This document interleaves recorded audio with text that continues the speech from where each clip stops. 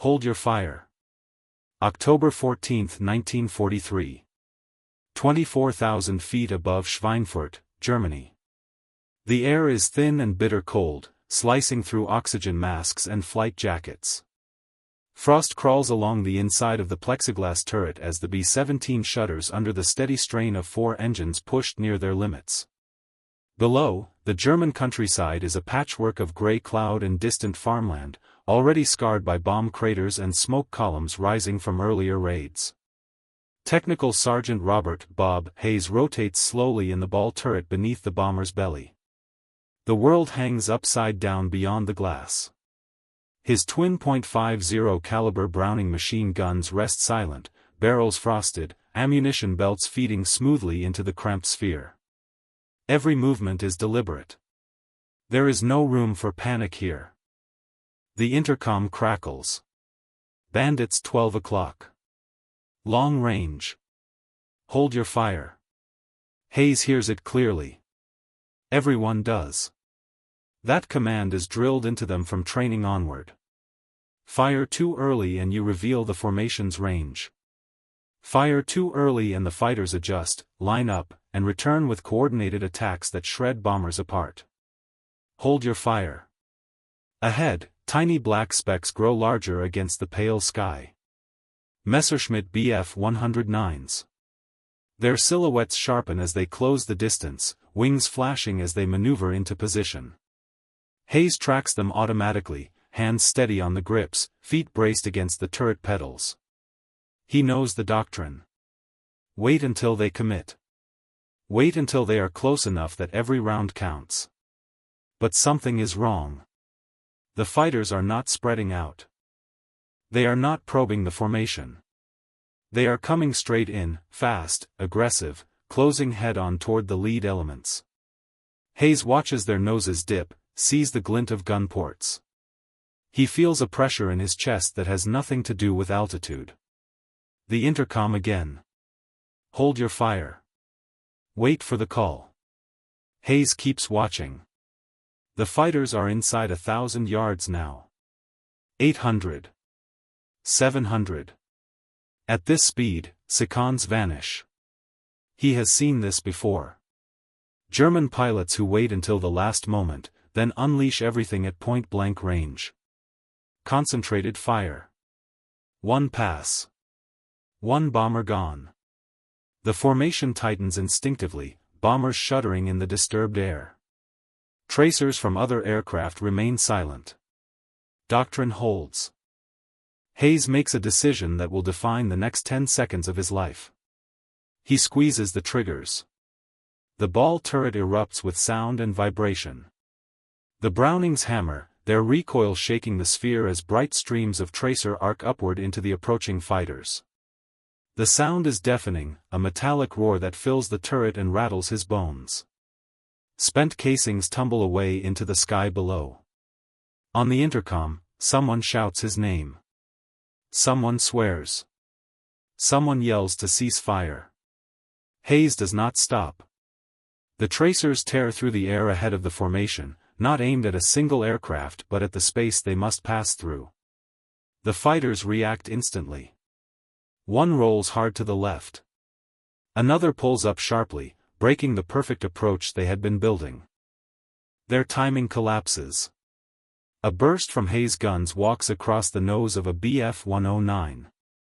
The fighter snaps into a dive, trailing smoke. The others scatter, their attack run ruined before it ever fully forms. Only then does Hayes release the triggers. His breathing is loud in his ears. The turret smells of hot oil and burned powder. The sky ahead is suddenly empty. The bomber lurches as defensive fire from other aircraft finally erupts, too late to engage a coordinated attack but enough to discourage any immediate return. The German fighters peel away, regrouping at a distance, circling instead of committing. Inside the B-17, the intercom explodes with overlapping voices. Anger. Relief. Confusion. The pilot demands an explanation. The gunnery officer demands to know why Hayes disobeyed a direct order. Hayes says little. He keeps scanning the sky, watching for the next threat. His hands are still steady on the grips. He knows what he did. He also knows what did not happen. No massed head-on pass.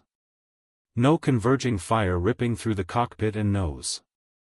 No sudden explosion that would have turned the aircraft into falling debris. Below him, the formation continues toward the target, intact. One bomber that should have been singled out still flies.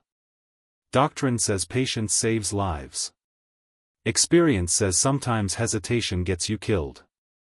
In the thin air above Germany, Robert Hayes has just proven that the difference can be measured in seconds. Seconds inside the kill zone. The fighters do not vanish completely. They pull back, reforming at range, dark specks sliding along the edge of vision. Hayes tracks them through the curved glass, his neck already aching from the cramped position. The bomber's engines drone on, indifferent to what almost happened. The intercom finally settles into something coherent. Ball turret. You fired without clearance. Hayes answers calmly, voice steady through the oxygen mask. They were committing. They weren't spreading. There is a pause. No one argues. Everyone aboard has seen the same thing through different windows. Outside, the Luftwaffe pilots circle. They expected silence until the last moment. Instead, they ran into a wall of tracer before their timing was ready. Their advantage was surprise and coordination. Both are gone now. This is the hidden truth of daylight bombing. The rules exist for a reason, but the enemy studies those rules as carefully as the men who wrote them. German fighter units know when American gunners are told to wait. They exploit that window, using speed and discipline to close the distance before defenses fully wake up. Hayes understands this without theory. He learned it the hard way on earlier missions, watching other bombers disappear in a blink of fire when fighters held their nerve and waited just a second longer than the gunners did. The fighters make another attempt, but this time it is cautious. They approach in pairs instead of a mass. They probe from slightly offset angles. Defensive guns across the formation open sooner now. Tracers crisscross the sky, turning empty air into a visible barrier. The second pass breaks even earlier. Inside the ball turret, Hayes feels the bomber rock as the top turret and waist gunners fire overhead. Spent casings rain past his window like metallic hail. The sky fills with noise and motion, but the sense of imminent collapse is gone.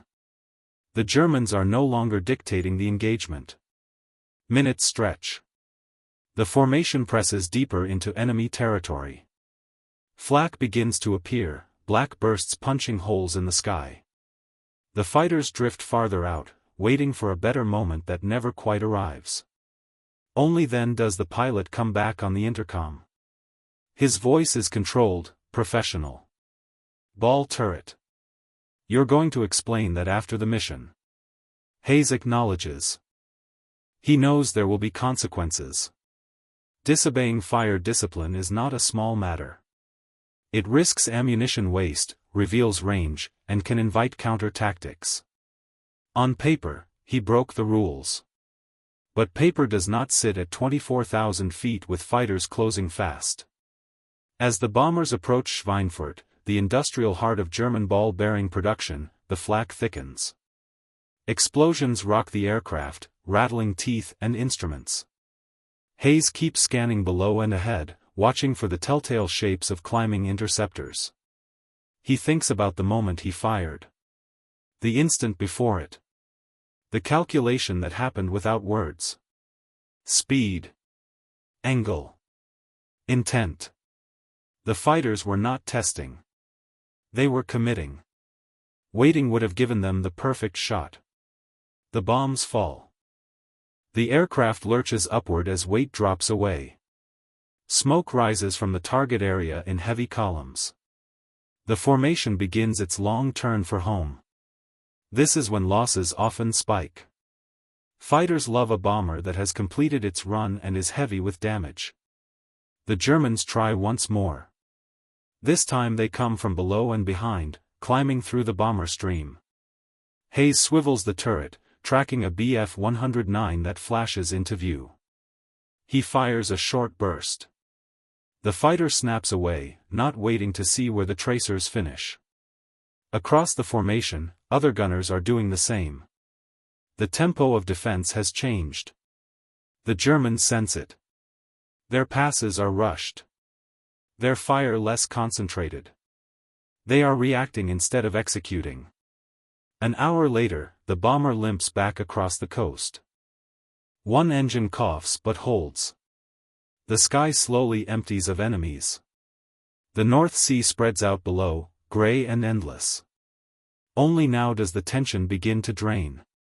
Hands shake. Muscles unclench. Men who have not spoken in hours let out breaths they did not realize they were holding. Back at base, after the engines wind down and the crew climbs stiffly onto the tarmac, the reckoning comes. Hayes is called aside. The gunnery officer stands with a clipboard. The pilot stands nearby, helmet under his arm. The questions are direct. Why did you fire? Why did you ignore the order? Did you understand the risk? Hayes answers each one plainly. He describes the approach. The lack of spread. The speed. The angle. He does not argue doctrine. He explains the moment. There is another pause. Longer this time. The pilot finally speaks. If you hadn't fired when you did, we'd be missing a nose right now. No one writes that down. No regulation changes that day. Officially, discipline still matters. The rule still stands. Hold your fire. Unofficially, something has shifted. The men who heard the tracers start early and felt the fighters break away understand what saved them. They understand that sometimes the line between survival and disaster is not obedience, but judgment. And judgment is learned only in the air, with enemy aircraft growing fast in the windscreen. When the enemy learns your rules, the next mission comes sooner than anyone wants. October 17, 1943. Same altitude. Same cold. Different target deeper into Germany. Hayes climbs back into the ball turret with the memory of Schweinfurt still sharp. His body remembers the strain before his mind does. He checks the feed chutes, runs gloved hands over the Brownings, tests the traverse. Everything works. Everything always works until it doesn't. The briefing had been clear. German fighter units are adapting. They are studying American fire patterns. They know when gunners are told to wait. They are exploiting the pause, using it to line up devastating first passes. Doctrine remains unchanged. Hold your fire. As the formation crosses the Rhine, fighters appear again. This time they do spread. They feint. They test. Hayes watches them carefully, resisting the urge to fire. He knows the difference now. These are not committing. These are measuring. Then the real attack forms. Four fighters line up from slightly above and ahead, closing faster than the others. Hayes sees the alignment instantly. It is almost identical to Schweinfurt. The intercom stays quiet. No command yet. Hayes does not wait. He opens fire again, earlier than the rulebook allows but exactly when the geometry demands. Tracers streak out, not at the aircraft themselves but into the airspace they must cross. The fighters react violently. One breaks formation too hard and overshoots. Another rolls away, abandoning the approach. The attack collapses before it reaches lethal range. This time, no one yells on the intercom. The other gunners begin firing sooner as well, encouraged by the disruption. What could have been a single devastating pass becomes a series of hurried, ineffective attacks. The Germans try different tactics. They come from the sun. They climb from below. Each time, early fire forces them to adjust too soon. Their precision erodes. Their confidence falters. Inside the bomber, the crew begins to trust what they are feeling more than what they were taught. Not blindly. Not recklessly. But with awareness. They are learning the enemy as the enemy learns them. After the mission, the debriefing is shorter. Losses are lighter. Someone mentions that the fighters seemed hesitant. Someone else mentions that early tracer might be affecting their timing. No one officially endorses the idea. No one forbids it either. This is how air combat evolves. Quietly. Between missions. Between men who survive and men who do not. Word spreads across squadrons in fragments. Not as an order, but as advice. Watch the approach. If they are committing, don't wait for permission that comes too late. Fire to disrupt. Fire to force them to choose between accuracy and survival. The Luftwaffe notices. German pilots begin reporting heavier defensive fire earlier in their runs. Some complain that American gunners are no longer predictable. The carefully rehearsed timing windows shrink. The risk increases. By late 1943, the air war over Germany is changing. Long-range escort fighters will soon arrive in greater numbers, but until then, bomber gunners are the only shield most crews have. The shield is imperfect. But it is learning. Hayes becomes something of an example. Not a hero in official reports, but a name passed quietly between crews. The ball turret gunner who did not wait and lived. He never talks about it in dramatic terms. He describes angles. Speeds. Intent. He tells younger gunners to trust what they see. To understand that holding fire is a tool, not a commandment. Every mission reinforces the lesson. The enemy counts on predictability. Break it, and you steal his advantage. On one sortie, a German fighter pushes through anyway, ignoring early fire. Hayes tracks it calmly, waits until it fills the turret window, then fires a controlled burst. The fighter shudders and peels away trailing smoke. That moment confirms it. Early fire does not mean wild fire. It means informed fire. As winter approaches, losses begin to drop. Not dramatically. Not magically. But enough to notice.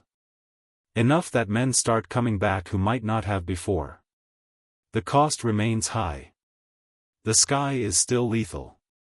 But there is a sense now that the bombers are not simply enduring. They are adapting. All of it traces back to moments like Schweinfurt.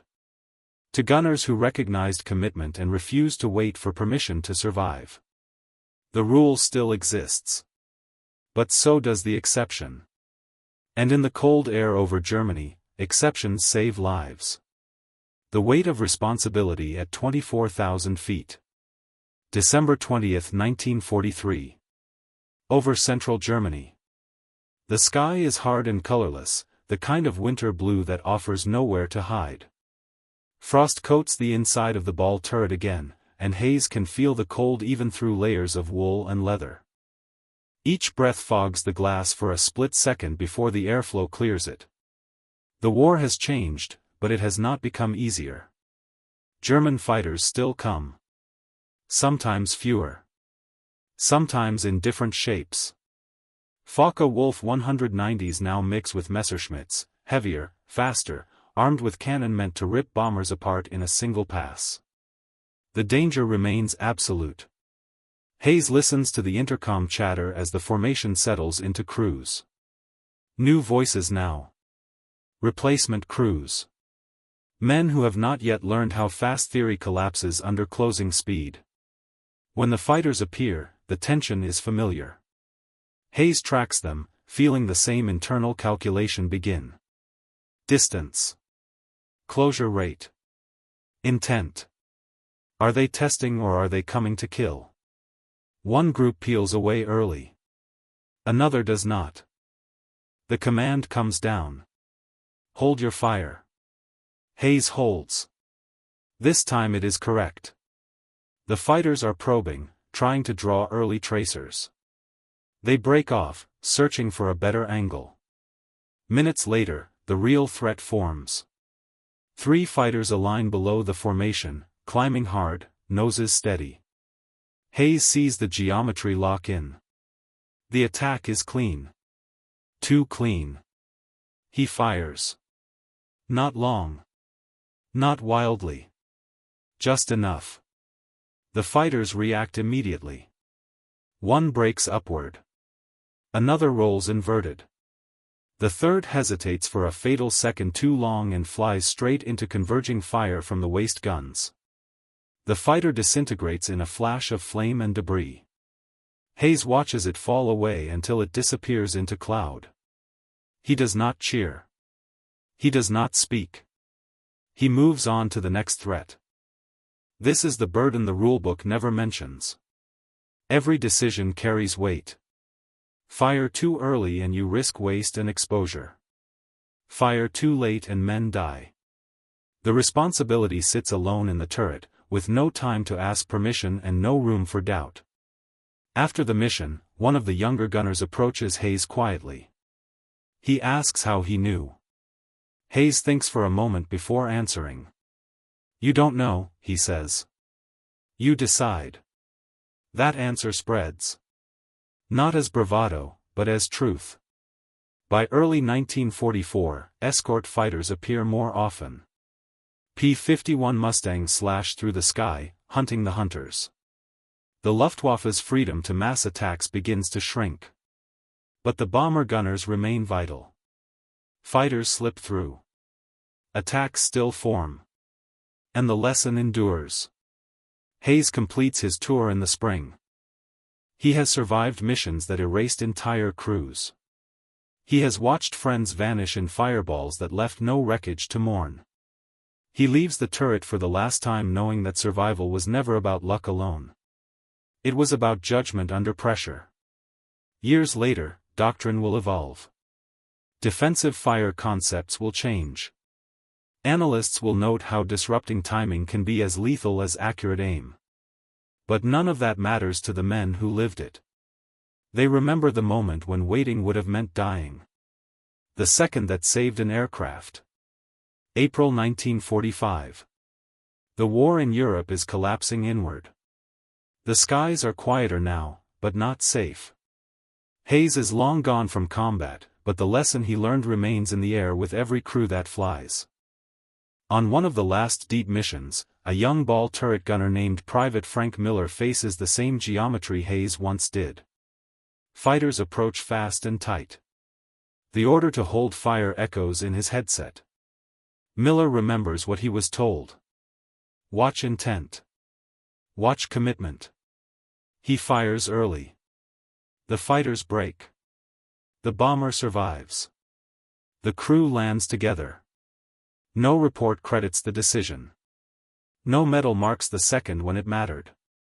But the aircraft rolls to a stop intact, and that is enough. This is the quiet truth of air war. Survival is often decided not by obedience, but by understanding. Not by waiting, but by recognizing the moment when waiting becomes surrender. They said hold your fire. One gunner did not. And because of that, men walked away who would not have otherwise. In the thin air where seconds stretch and collapse at once, that difference is everything.